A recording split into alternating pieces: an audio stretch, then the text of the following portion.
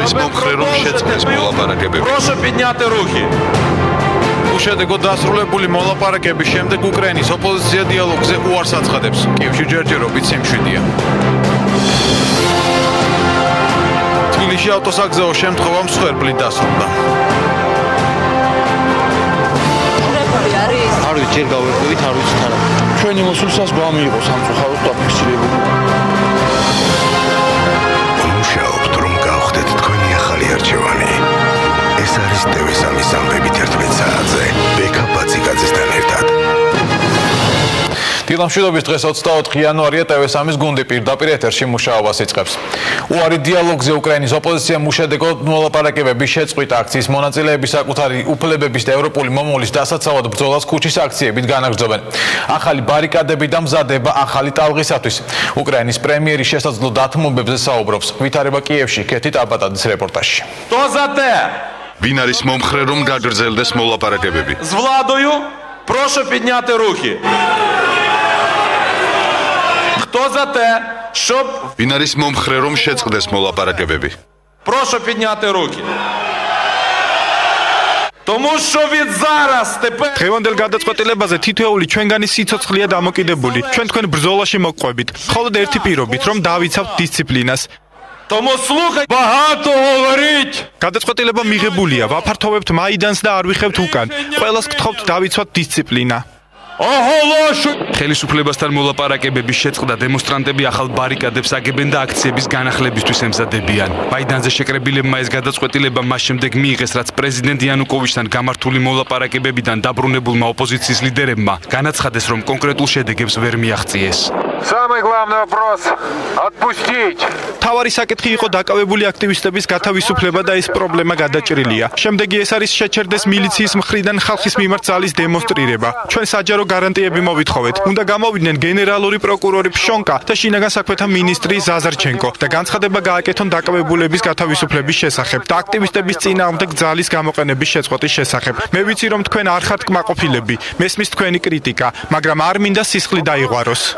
Прекратить силовые действия милиции. გუშინ გვიან ღამით ოპოზიციის ლიდერებმა კიევის ცენტრში შეკრებილ დემონსტრანტებს სიტყვით მიმართეს და დილამდე თავდასხმებისგან თავის შეკავებისკენ მოუწოდეს. ერთადერთი მოთხოვნა, რაც პრეზიდენტმა იანუკოვიჩმა გაითვალისწინა, დაკავებული აქტივისტების გათავისუფლებაა. ოპოზიციამ პრეზიდენტისგან ძალადობის შეწყვეტაზეც მიიღო დაპირება. უკრაინის პარლამენტი ამ საკითხებს სამშაბათის ხდომაზე განიხილავს. საქართველოს პარლამენტმა უკრაინაში მიმდინარე მოვლენებზე კიდევ ერთი განცხადება მიიღო. განცხადებაში, რომელიც პარლამენტმა 118 ხმით ერთხმად დაამტკიცა, ნათქვამია, რომ საქართველოს პარლამენტი იზიარებს ევროპის კავშირის და ამერიკის შეერთებული შტატების მიერ გაკეთებული განცხადების სულისკვეთებას და მიაჩნია, რომ ძალის გამოყენება და დაძაბულობის ზრდა ქვეყანას ვერ გამოიყვანს პოლიტიკური კრიზისიდან. საქართველოს პარლამენტი სრულ სოლიდარობას უცხადებს უკრაინელი ხალხის მისწრაფებას გახდეს თავისუფლებაზე, კანონის უზენაესობასა და ადამიანის უფლებებზე დამყარებული ევროპული ოჯახის სრულფასოვანი წევრი და დარწმუნებულია, რომ რუსეთი ასოცირების შეთანხმებაზე უარის თქმის იძულების გზით ვერც უკრაინას და ვერც საქართველოს ვერ შეაცვლევინებს ევროპულ არჩევანს, ნათქვამია საქართველოს პარლამენტის განცხადებაში. მიუხედავად იმისა, რომ ჩვენ უფრო მკვეთრი და პირდაპირ ენის მომხრე ვიყავით ამ განცხადებაში, რაც რუსეთს შეეხება, ჩვენ კმაყოფილები ვართ, რომ ამ ტექსტის მიღებას მივახციეთ და საქართველოს პარლამენტის ერთობლივი განცხადება მართლა ძალიან მნიშვნელოვანია და მე ვფიქრობ, მნიშვნელოვანი იქნება იმ ხალხისთვის, ვინც უკრაინაში არის დღეს შეკრებილი. ძალიან მნიშვნელოვანია, რომ აქ მხოლოდ ჩვენი და უკრაინელი ხალხის სოლიდარობაზე არ არის ბუნებრივია საუბარი, საუბარია იმაზეც, რომ თელმა ცივილიზებულმა სამყარომ უნდა იცოდეს, სად არის საქართველო, სად დგას, რა პოზიციაზე დგას ერთვის იბრძვის. ამიტომ ეს ჩვენი ხმამაღალი განაცხადია ყველასთვის, როგორც უკრაინელებისთვის, ასევე დანარჩენი ცივილიზებული სამყაროსთვის. საზოგადოებრივი მაუწყებლის სამეურვეო საბჭოში წარდგენილ კანდიდატებს ნინია კაკაბაძეს და გენადი გელაძეს პარლამენტმა მხარი ისევ არ დაუჭირა. დარეჯან ჯავახიშვილის კანდიდატურა კიკენჭისყრაზე არ გაიტანეს. პარლამენტის თავმჯდომარის თქმით, ჯავახიშვილის წარდგენა პროცედურული დარღვევით მოხდა. პარლამენტმა 117 ხმით არც ერთის წინააღმდეგ მხოლოდ სახალხო დამცველის მიერ წარდგენილ კანდიდატს ლელა გაფრინდაშვილს დაუჭირა მხარი. გენო გელაძე აჭარის უმაღლეს საბჭოს მიერ იყო წარდგენილი, ხოლო ნინია კაკაბაძე საპარლამენტო უმცირესობის მხრიდან.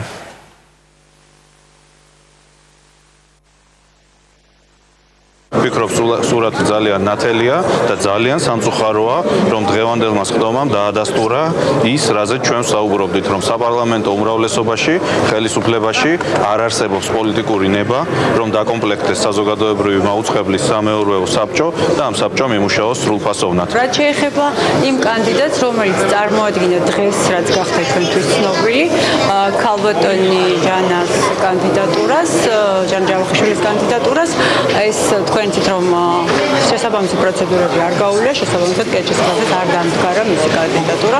ჩვენ ამ საკითხთან დაკავშირებით უმრავლესობაში კონსულტაციები არ გვქონია, სავარაუდოდ გვექნება უახლოეს მომავალში და უკვე გეტყვით დავჭერთ თუ არა მხარს. ორდღიანი ხმაურიანი განხილვის შემდეგ თვითმმართველობის შესახებ კოდექსს დღეს პარლამენტი კენჭს მეორე მოსმენით უყრის. ცნობილია, რომ საპარლამენტო უმცირესობას საკუთარი შენიშვნები აქვს და კოდექსთან დაკავშირებით პარლამენტს ალტერნატიულ წინადადებებს თავაზობს. საპარლამენტო უმრავლესობაში კი აღნიშნავენ, რომ ნაციონალური მოძრაობის შენიშვნების გარკვეული ნაწილის გათვალისწინება მოხდება. ცნობილია, რომ თვითმმართველობის პაკეტის ფარგლებში განხილვის საგანი აღარ იქნება საარჩევნო კანონმდებლობაში შესტანი ცვლილებები. რიგარესის ხდომაზე გაკეთებული განცხადებების თანახმად ყველა ის საკითხი, რაც საარჩევნო კოდექსს ეხება, ინტერფრაქციული ჯგუფის ფარგლებში იქნება განხილული და შეთანხმებული.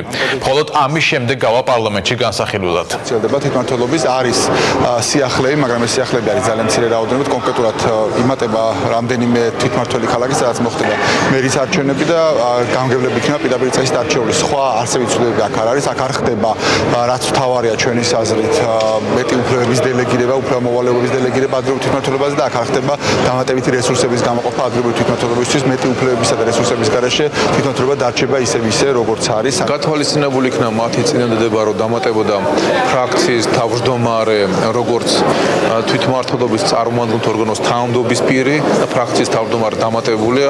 იყო რამოდენიმე მოსაზრება, რომელიც უმცირესობის მხრიდან იქნა დასმული და არ იქნა გაზიარებული. ასე რომ ეს დემოკრატიული პროცესია, რაღაცას ვიზიარებთ. ჩემს მიერ დაყენებული, თქვათ, შენიშვნების აბსოლუტური უმრავლესობა გაზიარებული არის, ამ რამოდენიმე საკითხი, რომელიც გაზიარებული არ იქნა. ეს ნორმალური პროცესია. დაოს ეკონომიკური ფორუმი დღეს მსოფლიო ლიდერების გამოსვლებით გაგრძელდება 2500-ზე მეტი დელეგატი დღეს მსოფლიო ეკონომიკურ კრიზისზე იმსჯელებს. დაოსში იმყოფება საქართველოს დელეგაციაც მსოფლიო ლიდერებთან არაფორმალურ შეხვედრას დაესწრება პრემიერ-მინისტრი ირაკლი ღარიბაშვილი. დაგეგმილია ასევე ორმხრივი შეხვედრების პრემიერ-მინისტრი შვეიცარიის პრეზიდენტი შეხვდება. საქართველოს დელეგაცია ასევე შეხვდება კომპანია მაერქსის წარმომადგენლებს, აღნიშნული კომპანია ფოთის სპორტის 80%-ს ფლობს.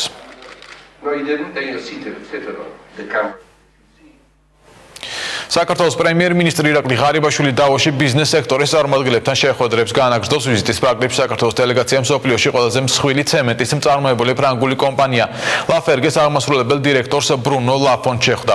ქართულმა მხარემ პოტენციური ინვესტორს საქართველოში არსებული ბიზნეს გარემო გააცნო. ღარიბაშვილი ინვესტორებისა და კონსულტაციების სფეროში მსოფლიოში წამყვანი კომპანია Blackstone-ის აღმასრულებელ დირექტორსა და თანადამფუძნებელს სტივ შვარცმანს შეხვდა. საუბარი შეეხო თანაინვესტირების ფონდს, რომელიც 2013 წლის სექტემბერში ყოფილი პრემიერ-მინისტრის ბიძინა ივანიშვილის ინიციატივითა და საერთაშორისო და ადგილობრივი ინვესტორების მხარდაჭერით დაარსდა.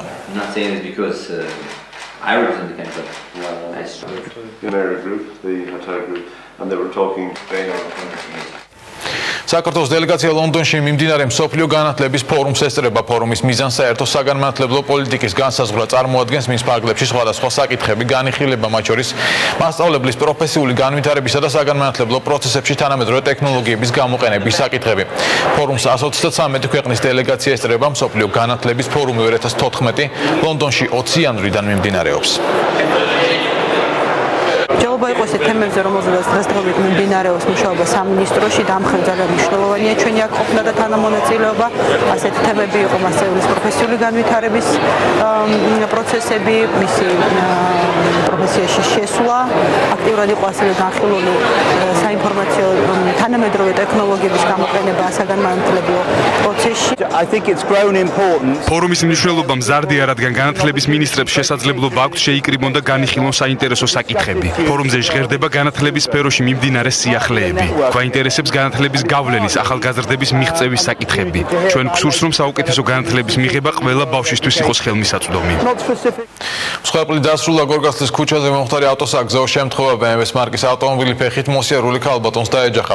ეჯახების შედეგად 30 წლამდე ასაკის ქალბატონი ადგილზე გარდაიცვალა. მძღოლის ვინაობა დადგენილია.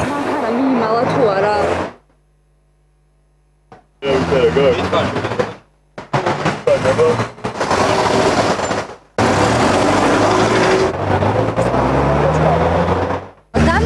დაპატიმრებული არის თუ არა? ეხლა მოვედი არ ვიცით არაფერი. დაპატიმრებული არის? არ ვიცი, ჯერ გავერკვევით, არ ვიცით არაფერი. ჩვენი მოსვლისას გვამიიღო სამწუხაროდ დაფიქსირებული. დღეიდან რამდენიმე მედიკამენტი აფთიაქებში რეცეპტის გარეშე არ გაიყიდება ნარკოტიკული საშუალებების, ფსიქოტროპული ნივთიერებების, პრეისკურსორებისა და ზოგიერთი ფსიქოტროპული ნივთიერებების შემცველ სამკურნალო საშუალებების ნუსხას რამდენიმე ფარმაცევტული საშუალება დაემატა. როგორც ჯანდაცვის სამინისტროში განმარტოვენ, აღნიშნული ცვლილებები უკანასკნელ პერიოდში ჩამოთვლილი ნივთიერებების შემცველი ფარმაცევტული პროდუქტის არამიზნობრივმა გამოყენებამ განაპირობა. არასამთავრობო ორგანიზაციების განხილვის თემა იქნება პარლამენტის მიერ მიღებული ცვლილება სისხლის სამართლის საპროცესო კოდექსში, რომელიც მოწმეთა სასამართლოში დაკითხვის წესის 2 წლით 2015 წლის 31 დეკემბრამდე გადავადებას ითვალისწინებს. საქართველოს ადვოკატთა ასოციაციის თავმჯდომარე ზაზა ხატიაშვილის განცხადებით, მოწმეების დაკითხვა უნდა ხდებოდეს მხოლოდ სასამართლო დარბაზში, რათა ძალოვანმა უწყებამ მათზე ზეწოლა არ განახორციელოს. საქართველოს ხელისუფლება, რომელიც მოვიდა დემოკრატიის ლოზუნგით, სამართლიან სასამართლოს ლოზუნგით, დააკეთებს 180 გრადუსის საპირისპირო ნაბიჯებს, ჩვენ სამოქალაქო საზოგადოება უნდა დავდგეთ საკმაოდ ძლიერად ივანიშვილმა და ღარიბაშვილმა არ წალებონ სამოქალაქო სექტორი. ფაქტობრივად საქართველოს ხელისუფლებამ განაცხადა, რომ ესენი მცად არ არიან, ადამიანი არ აწამონდენი, არ შეუერთონ და ამ შემდეგ.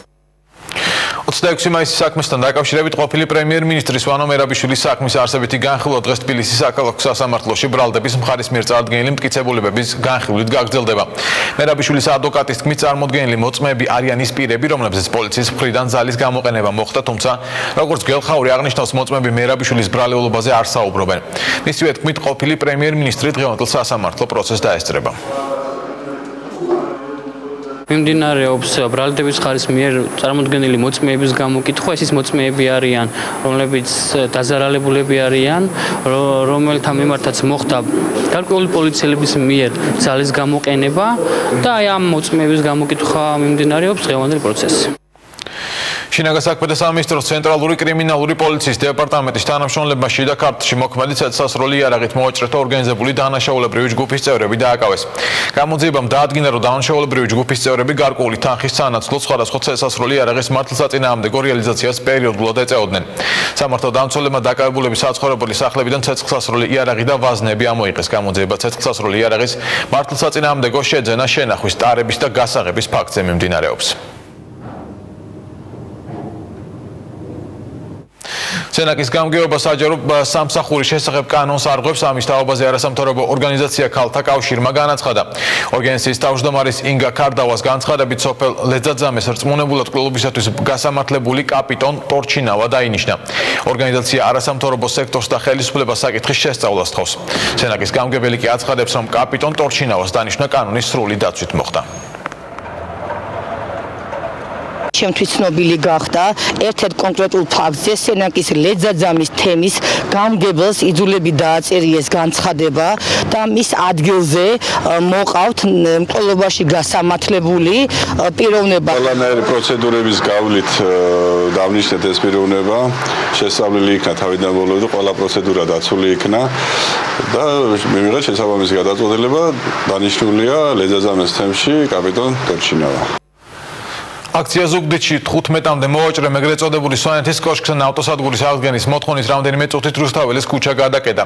საპროტესტო აქციის მონაწილეების განცხადებით, ერთი კვირა რაც ავტოსადგომი სვანეთის კოშკის მიმდებარე ტერიტორიიდან სავაჭრო ცენტრ ალიანსის გვერდით გადაიტანეს, რის გამოც მათ მომხმარებელი არ ყავთ. ტერიტორიის მფლობელი აცხადებს, რომ ავტოსადგომი მის კუთვნილ ადგილს კანონის სრული დაცვით დაუბრუნდა.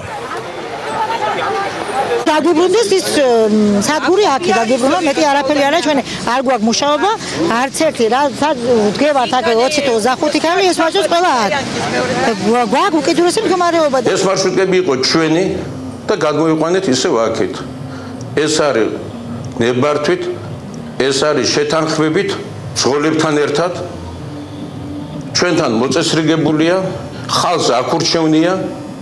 და 10 კაცი თუ ატარებს აქციას, ჩვენთან დგას 500 კაცი. კატალონიის ბარსელონას პრეზიდენტი სანდრო როსელი გადადგა 2016 წლამდე კი მის მოვალეობას ყოფილი ვიცე-პრეზიდენტი ჟოზე ბარტომეუ შეასრულებს. როსელს ბრალად ბარსელონას ფეხბურთელის ნეიმარის ტრანსფერიდან 40 მილიონის მითვისება ედება. კლუბს როგორც ფინანსური, ასევე სხვა სახის სანქციები ემუქრება. საუბარი ნეიმარის მონაწილეობით ჩატარებულ თამაშებში 1 ქულის დაკლებაზეა.